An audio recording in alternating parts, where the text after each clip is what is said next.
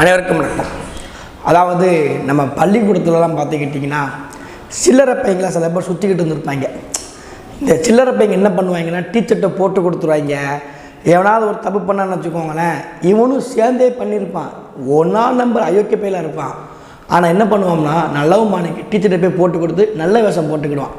இந்த சில்லறை பசங்க நம்ம 1ஆம் 12 முடித்ததுக்கு பிறகு, ஸ்கூல் முடித்ததுக்கு பிறகு, கல்லூரி போனது பிறகு கூட தொடர்ந்துக்கிட்டே இருப்பாங்க.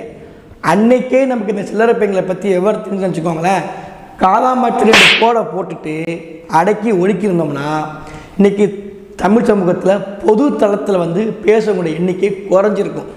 அப்படி பல சில்லறைகள் தமிழ்நாட்டில் இருக்கிறாங்க. அதில் 1ஆம் நம்பர் சில்லறை பையன் தான் இந்த அண்ணாமலைன்னு ஒருத்தர். பார்த்தாலே தெரிகிறதா? அண்ணாமலைங்கிற சில்லறை பையனுடைய வாழ்க்கையை எடுத்து பேசணும்னா, இல்லை அண்ணாமலை சில்லறை பையன் கட்சிக்கு வந்ததுக்கு பிறகு என்னென்ன அயோக்கியத்தை நம்ம வேலைகள் செஞ்சார் அப்படிங்கிறத எடுத்து பேசினோம்னா ஒரு நாள் முழுக்க பேசலாம். அந்த அளவுக்கு ஆபாசத்தின் உச்சகட்டத்தில் இருக்கக்கூடியதான் இந்த அண்ணாமலை. இந்த அண்ணாமலையோட வகையற குடும்பங்களுக்கு தெரியுமா? அந்த வகையற குடும்பங்களில் முதன்மை தளபதியாக பொறுக்கி பசங்கள் இருக்கக்கூடிய ஒருத்தர் தான் திருச்சி சூர்யா. உன்னைய திருடா சமூகத்துக்கு யாருன்னு பொறுக்கி பேடா. இந்த திருச்சி சூர்யா எடுத்துன்னு வச்சுக்கோங்களேன். இப்போ சமீபத்தில் நீங்கள் எல்லாருமே பார்த்துருப்பீங்க, ஆனால் சாட்டை துரைமுருகனுடைய தனிப்பட்ட ஒரு குடும்ப நிகழ்வு எடுத்து போட்டுக்கிட்டு கண்டென்ட்டுங்கிற பேரில் ஒரு கருமத்தை வன்மத்தை கக்கி வச்சிருக்காரு இந்த திருச்சி சூர்யா. அதாவது குடும்பத்தில் விரட்டி விடப்பட்ட வீட்டில் ஒருத்தர் துரத்து விடாங்க பார்த்து கேள்விப்பட்டிருப்பீங்களா? இவங்களாம் வீட்டுக்கே ஆக மாட்டான், நாட்டுக்கு ஆக மாட்டான், ஒன்றுத்துக்கு ஆகாத ஒரு உதவாக்காரங்க அனுப்பிவிடாங்க தெரியுமா? குடும்பத்துக்குள்ளே நுழைய முடியாத ஒருத்தன் தான் இந்த சூர்யாங்கிறவன். இவர் பேசுகிறாரு, ஆனால் சாட்டை துரைமுருகனுடைய தனிப்பட்ட வாழ்க்கையை எடுத்து போட்டு அவர்களுடைய மனைவியை எடுத்து வச்சு அவ்வளோ ஆபாசமான வார்த்தைகளை போட்டு இந்த தமிழ் சமூகம் என்ன பண்ணுதா அதை ரசித்து உட்காந்து பார்க்குது. ஒவ்வொருத்தங்களுக்குமே ஒரு தனிப்பட்ட மீதியில் ஒரு வாழ்க்கைகளில் நிறைவாகவும் இருக்கும், குறைவாகவும் இருக்கும். தனிப்பட்ட முறையில் இந்த நாட்டினுடைய மகாத்மா காந்தின்னு பேசுகிறாங்கள, அவருடைய தனிப்பட்ட வாழ்க்கையை எடுத்து அவருடைய சுயசரித்தை எடுத்து படித்தால் கூட அவர் மீது பெரிய முரண்பாடுகள் இருக்கும். இவங்க எல்லாம் கொண்டாடி இருக்காங்க தெரியுங்களா? பெரியார் சொல்கிறாங்களா? இந்த பெரியாருடைய தனிப்பட்ட மைனர் வாழ்க்கையை எடுத்து பேசினோம்னா அவர் மைனராக எப்படியெல்லாம் வளர்ந்தாருங்கிறத பார்த்தோம்னா காரி துப்புவாங்க எல்லாருமே. அப்படி ஒவ்வொருத்தங்களுடைய தனிப்பட்ட வாழ்க்கை யாராக இருந்தாலும், அது தலைவர்கள் மட்டும் கிடையாதுங்க, ஒரு சாதாரண குடும்பத்தில் சாதாரணமாக இருக்கக்கூடிய யாராக இருந்தாலுமே அவர்கள் தனிப்பட்ட வாழ்க்கையை எடுத்துக்கிட்டோம்னா ரொம்ப பெரிதளவில் நிறைகள் இருக்கும், குறைகள் இருக்க தான் செய்யும். ஆனால் அந்த குறைகளை எடுத்து போட்டு பேசி அது மூலமாக வீஸ் பிச்சை எடுத்து நான் கண்டென்ட்டை நம்ம தமிழ்நாட்டில் ஒரு பரபரப்பு ஏற்படுத்த விதத்தில் பேசுகிறாங்கிற பேரில் ஒரு மோசமான செயலை செய்கிறான்னா அவன் ஒரு ஈன பிறவி. இந்த ஈன செயல் செய்யக்கூடியவன் தான் இந்த திருச்சி சூர்யா. இப்போ என்ன தெரியுமா எங்களுக்கு ஆனால் சாட்டை துரைமுருகனுடைய அடி வசமான அடி, இந்த சாட்டையை வச்சு அடிக்கிற அடி பொழில் விழுந்துருச்சு. இதை ஓரளவுக்கு மேல நம்ம கிட்ட பேச்சே கிடையாது. இதை எப்படி சமாளிக்கணும்னு தெரியல, இதை எப்படி எதிர்கொள்ளணும்னு வக்கில்லை இவங்களுக்கு. அப்போ என்ன பண்ணுறாங்கன்னா தனிப்பட்ட வாழ்க்கையை எடுத்துரும் கொள்கை ரீதியாக. ஆனால் சாட்டை துரைமுருகன் இந்த இடத்துல சமரசம் செஞ்சுட்டாரு, இந்த இடத்துல ஒருத்தங்களுக்கு வெளியே போய் பேசிட்டார் அப்படிங்கிற ஒரு குற்றச்சாட்டை இவர்களால் வைக்க முடியாதுங்க காரணத்துக்காண்டி இவங்க என்ன பண்ணுறாங்கன்னா ரொம்ப மோசமான கீழ்த்தரமான வார்த்தைகள் எடுத்து போட்டு சுகம் காண்றாங்க. இது இப்போ சாட்டை துரைமுருகன் அவர்கள் அவருடைய தனிப்பட்ட வாழ்க்கையை எடுத்து பேசக்கூடிய திருச்சி சூர்யா அவர்கள், அவருக்கு ஒரு குடும்பம் இருக்குது, அண்ணாமலைக்கு ஒரு குடும்பம் இருக்குது. இப்போ அண்ணாமலையை பற்றி நம்ம கேட்கலைங்க, அந்த கட்சியிலேருந்து விலகி போன காயத்ரி ரகுராமன் அவர்கள் சொல்கிறாங்க, அண்ணாமலை எதுக்கு அவருடைய மனைவியை யாருக்கும் காட்ட மாட்டேங்கிறாரு, கட்சிக்காரன் கண்டு பயப்படுறாரா, உன் கட்சியை பற்றி எல்லா லட்சமும் எங்களுக்கு தெரியும் சொல்லி நான் சொல்லலை, காயத்ரி ரகுராமன் அவர்கள் சொல்கிறாங்க. ஒரு மாநில தலைவர் தன்னுடைய மனைவியை பொது இடத்துக்கு பொது கொடுத்து கொண்டு வர முடியாது பாஜக கட்சியிலேயே, அது பாலியல் ஜல்சா கட்சி. அதனால தான் அவர் குடும்ப சார்ந்ததில் ரொம்ப தெளிவாக இருந்துக்கிட்டு இருக்கான்னு சொல்லி நான் சொல்லலைங்க. காயத்ரி ரகுமான் இருக்காங்கல்ல, பிஜேபி விட்டு வெளியில் போனவங்க, அதிமுகவில் அவங்க பதிவிட்டது. அப்போ அந்த அளவுக்கு தான் பிஜேபிங்கிற கட்சி இருக்குது. போங்கடா.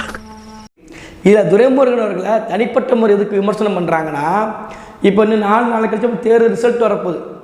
சரியா 4 நாள் தான் இருக்குது, செவ்வாய்க்கிழமை வரப்போகுது. அப்போ இந்த அண்ணாமலை சில்லறை அண்ணாமலையை அடி அடிக்க போகிறது நம்ம வைகராக்கள் தான்.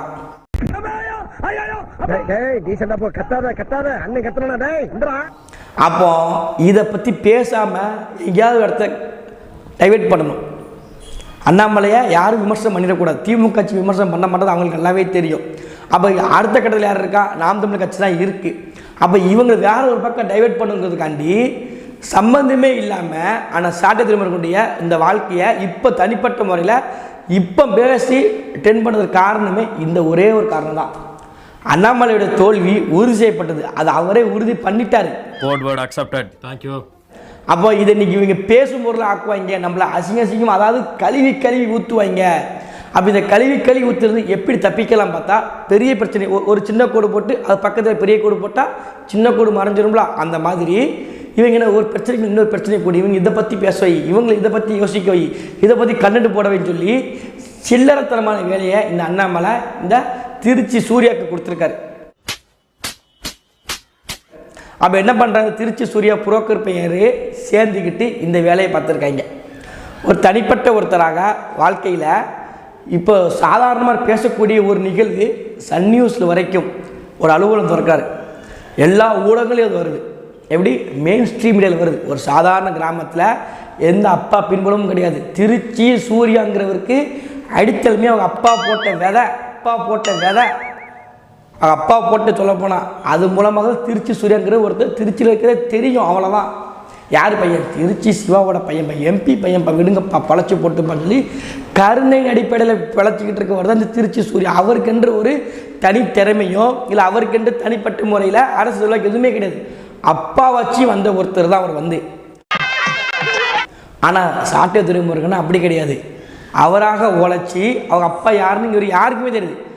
அவர் சொந்த ஊர்லேயே என் பையன் இவர் தான் அம்மா சொன்னாதான் தெரியும். அந்த அளவிற்கு அவர் குடும்பம் மிக எளிய குடும்பம்.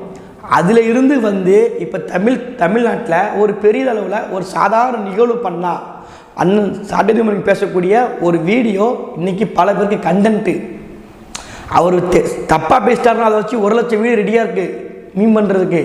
சரியாக பேசிட்டாருன்னா அதை பரப்புவதற்கு ஊடகங்கள் சரியாக தெளிவாக இருக்குது. அப்போ என்னென்னா ஒரு தமிழ்நாட்டில் ஒரு முக்கிய நபராக சாட்டை துரைமுருகனுடைய அரசியல் இருக்குது, அண்ணனுடைய அரசியல். அப்போ என்னது, இந்த சில்லறை பையனுக்கு வயிறு எரியதான் செய்யும். அதாவது சொந்தமாக உழைச்சி ஒருத்தங்க ஒரு இடத்துக்கு வரும்போது அப்பா புண்ணியத்தில் அப்பா பிச்சை போட்டதில் வெளியே ஒருத்தர் திருச்சி சூர்யாமல் ஒருத்தர் நிற்கான்னு வச்சுக்கோங்களேன், அவன் வயிறு எரியதானே செய்யும். மெரிட்ல வந்தவன்பா. திடீர்னு நம்ம அப்பா புண்ணியத்தில் வந்து நிற்கிறோம். இங்கே ஒருத்தர் துரைமுருகன் ஒருத்தர் திருச்சியில் அவரோட ஏரியாக்களில் பெரிதளவில் ஃபேமஸாக போய்கிட்டு இருக்காரு. அந்த வைத்தேர்த்தல் தான் இந்த திருச்சி சூர்யாவுக்கு. கடைசி ஒன்றே தான், திருச்சி சூர்யா மீது வந்து புகார் கொடுக்கப்பட்டிருக்கு. கண்டிப்பான முறையில் இந்த தமிழ்நாடு காவல்துறையினர்கள் திருச்சி சூர்யா பேசுவதற்கு தக்க நடவடிக்கை சட்டப்படி தயவு செய்து நடவடிக்கை எடுங்க. இந்த மாதிரி வதந்தியை பரப்புனா இது மூலமாக சுகங்காணுன்னு ஆசைப்பட்டாங்கன்னா ஒவ்வொருத்தவங்களோட தனிப்பட்ட வாழ்க்கையிலேருந்து நீங்கள் இயேசுவே எடுத்துக்கிட்டாலுமே அவர் வரதுக்கு முன்னக்கூட்டி அவர் பரமாத்மா ஆகிறதுக்கு முன்னக்கூட்டி தனிப்பட்ட வாழ்க்கையை கண்டு தான் அவர் என்ன பண்ணுறாங்க, சிலுவையிலே அறையிறாங்க. இப்படி ஒவ்வொருத்தங்களுக்குமே தனிப்பட்ட வாழ்க்கையில் தனிப்பட்ட முறையில் மிகப்பெரிய கஷ்டங்கள் இருந்திருக்கு, நிறைகள் இருந்திருக்கு. அப்போ அதை எடுத்து போட்டு சுகங்கான்றோம்னா இவன் சமூகத்துக்கு பிடித்த பீடை. இந்த பீடையை தமிழ்நாட்டு மக்கள் குப்பை மாதிரி ஓரம் கட்டணும். இன்னொரு அது குறிப்பாக சட்டம் அதற்கு உறுதுணையாக இருக்கணும். நன்றி, வணக்கம்.